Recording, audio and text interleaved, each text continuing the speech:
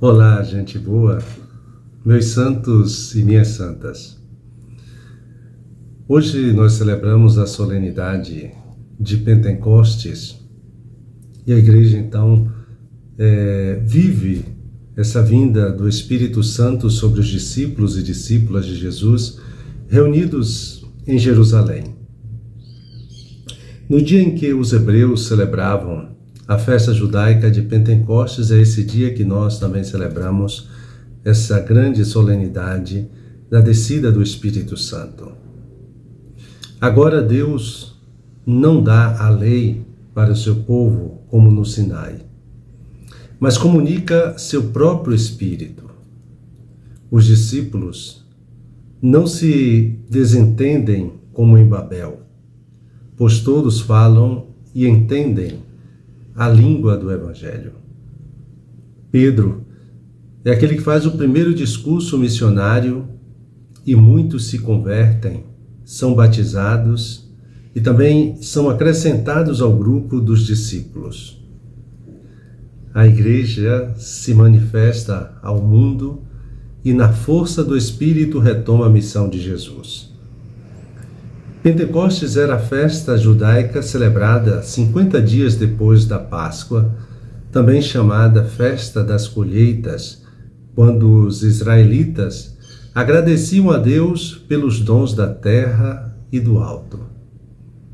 Seu caule é a festa da aliança, do dom da lei dada por Deus a Moisés. Para que ele adesse ao povo. Seus ramos são a promessa de uma nova aliança feita no coração do ser humano, transformado então pelo Espírito de Deus. Para nós, cristãos, ela passa a ser a festa do dom do Espírito Santo. Por exemplo, para Lucas, o dom do Espírito Santo é dado 50 dias depois da ressurreição. Para João, é Jesus que sopra sobre a comunidade e comunica o Espírito Santo no mesmo dia, ou seja, no domingo da ressurreição. Todos os textos bíblicos da festa de hoje, de Pentecostes, esses 50 dias após a Páscoa, nos remetem para a festa, para a pessoa, na verdade, do Espírito Santo de Deus. O que a água é para as plantas, o que o ar é para tudo que vive e que respira, assim o Espírito Santo é para nós. Absolutamente necessário. Se tirais o Espírito, elas perecem e voltam para o pó de onde vieram. Enviais o vosso Espírito e renascem, e da terra toda a face renovais. Isso está no Salmo 104, os versículos 29 e 30. Sem a luz que acode, nada o homem pode, nem bem há nele. Isso nós cantamos na sequência de Pentecostes. Jesus já havia comparado o Espírito de Deus ao vento. Você não o vê, mas sente os seus efeitos. Desse modo, nós vemos o Espírito Santo capacitar os discípulos a anunciar o Evangelho na língua de cada povo. Os Atos dos Apóstolos nos diz: todos nós os escutamos anunciarem as maravilhas de Deus na nossa própria língua.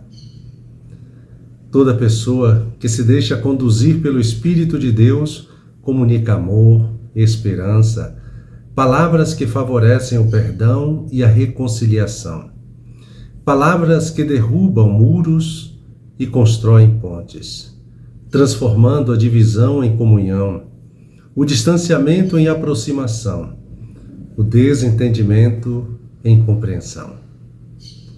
As línguas de fogo que o Espírito Santo derramou sobre os discípulos no dia de Pentecostes questionam não somente as palavras que saem diariamente da nossa boca, mas, sobretudo, aquelas que enviamos diariamente pelas redes sociais. São palavras que edificam, que favorecem a unidade, que constroem fraternidade, que transmitem a fé e esperança, ou são palavras que abrem feridas, que levantam muros de inimizade, que alimentam distanciamento e separação entre as pessoas? As palavras que comunicamos em casa ou no ambiente de trabalho têm provocado aproximação ou distanciamento? Elas favorecem a paz ou alimentam a guerra entre nós? Ao falar da presença do Espírito Santo na igreja, o apóstolo Paulo deixa claro que ninguém tem todos os dons do Espírito Santo. Assim, como ninguém está privado de todo e qualquer dom. E nos diz o apóstolo Paulo na primeira carta aos Coríntios: a cada um é dada a manifestação do Espírito em vista do bem comum. Onde está o Espírito Santo, ali está o interesse pelo bem comum. Em outras palavras, quando nos fechamos em nós mesmos e não colaboramos pelo bem comum, seja família, local de trabalho, igreja, sociedade humana, significa que não estamos nos deixando conduzir pelo Espírito Santo, mas pelo nosso próprio ego, que pensa somente em si e jamais no bem comum. Portanto, o apóstolo Paulo deixa claro que o Espírito Santo nunca nos é dado para a promoção de nós mesmos, para nossa vaidade ou para que nos sintamos melhores do que os outros, mas para que abracemos uma causa que vise o bem comum, o bem de todos os que estão à nossa volta. A palavra de ordem do nosso tempo é diversidade. Em nome do respeito à diversidade, somos proibidos de manifestar nossas opiniões para não ferir quem pensa diferente de nós. Ora, há diversidade de dons, mas o mesmo é o Espírito. Há diversidade de ministérios, mas o mesmo é o Senhor. Há diferentes atividades, mas o mesmo Deus que realiza todas as coisas em todos, nos diz Paulo também na primeira carta aos Coríntios. O respeito à diversidade não pode se tornar uma justificativa para não nos esforçarmos em trabalhar pela unidade, seja da família, seja do local de trabalho, seja da igreja, seja da sociedade humana. Paulo repetiu por 3 vezes a expressão um mesmo. Independente da diversidade que marca a cultura moderna, todos somos irmãos. Como nos lembrou também a campanha da fraternidade deste ano. Todos estamos no mesmo barco. Todos habitamos no mesmo planeta. Todos temos um só Deus por Pai, um só Salvador, Jesus Cristo, e somos animados por um só Espírito. Se é obra do Espírito diabólico dividir, é obra do Espírito de Deus unir. Neste sentido, não existe neutralidade. Ou somos cristãos movidos por um espírito diabólico, ou movidos pelo Espírito de Deus, o qual trabalha sempre pela unidade. Jesus entende o Espírito Santo como nosso defensor. Não é função do Espírito Santo nos defender daquilo que somos chamados a enfrentar. Em vista da nossa cura, da nossa conversão e do nosso crescimento, mas também não é função do Espírito Santo nos defender do mundo, mas justamente o contrário. É nos encorajar para testemunharmos o Evangelho justamente no mundo contrário aos valores do Evangelho. Se há algo em relação ao qual o Espírito Santo deseja nos defender, é em relação ao medo, à covardia, à acomodação, ao fechamento sobre nós mesmos e à indiferença para com o que acontece à nossa volta.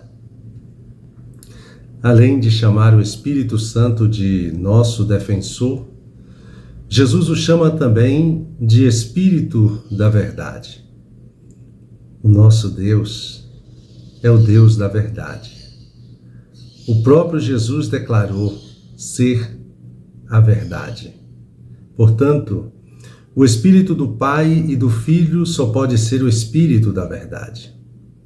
Se a verdade cura, a mentira adoece.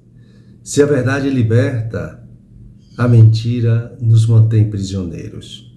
Se a verdade dói, a mentira pode não doer, por nos manter anestesiados, mas ela apenas retarda o momento do encontro com a verdade.